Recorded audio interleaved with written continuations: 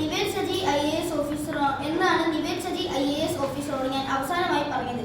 Mister Nived Saji IAS പെരിന്തൽമണ്ണയിൽ ജനിച്ചു. പിന്നീട് പാലക്കാട് നെന്മാറയിലേക്ക് താമസം മാറി. ഇന്ന് പാലക്കാട് പിരായിയിൽ താമസിക്കുന്നു. അദ്ദേഹത്തിന്റെ അച്ഛൻ സജീഷും അമ്മ ശ്രീപ്രിയയും ആണ് അദ്ദേഹത്തെ ഇങ്ങനെ മാറ്റിയതെന്ന് അദ്ദേഹം സൂചിപ്പിക്കുകയുണ്ടായി. അദ്ദേഹം വായിക്കാൻ മടിയുള്ള, TV കാണാൻ മാത്രം താല്പര്യമുള്ള ഒരു കുട്ടിയായിരുന്നു.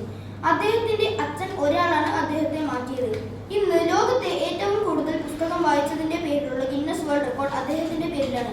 അദ്ദേഹം 4ാം ക്ലാസ്സിൽ തന്നെ ഒരു പുസ്തകം എഴുതിയിട്ടുണ്ട്. അദ്ദേഹത്തിന്റെ അച്ഛൻ വീബസ്റ്റ് എന്ന കമ്മ്യൂണിറ്റിയിൽ ചേർന്നതിനു ശേഷമാണ് നിവേദ് സജി ഇങ്ങനെ മാറിയത്. അദ്ദേഹം വീബസ്റ്റിൽ അച്ഛൻ സജീഷിന്റെ സഹായിയായി നിന്നു. അദ്ദേഹത്തിന്റെ ആദ്യത്തെ വിഷൻ ബോർഡ് ഉണ്ടാക്കി.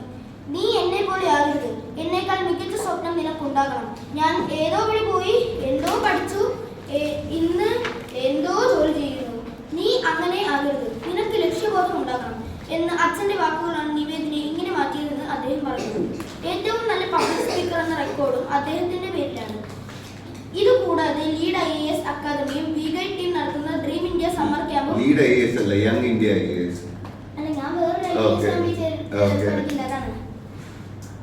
ഡ്രീം ഇന്ത്യ സമ്മർ ക്യാമ്പും അദ്ദേഹത്തെ സഹായിച്ചിരുന്നു.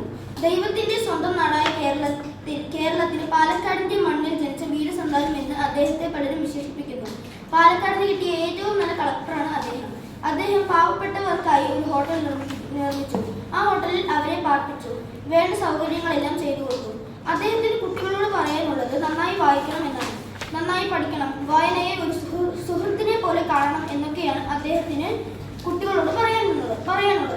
ഇത്രയും വിശേഷവിധിയായ സന്താനത്തെ കിട്ടിയത് ഞങ്ങളുടെ ഭാഗ്യം എന്ന് സജീഷ് സാറും ശ്രീപ്രിയ മാഡവും പറയുകയുണ്ടായി. സാർ അദ്ദേഹത്തിന്റെ വീട്ടുകാരോടൊപ്പം കുട്ടികൾക്ക് ഒരു മാതൃകയായി ജീവിക്കാൻ ആഗ്രഹിക്കുന്നു അദ്ദേഹത്തിന്റെ റിട്ടയർമെന്റ് ജീവിതത്തിൽ എന്ന് പറഞ്ഞു. സാർ ഏറ്റവും നല്ല കളക്ടറെ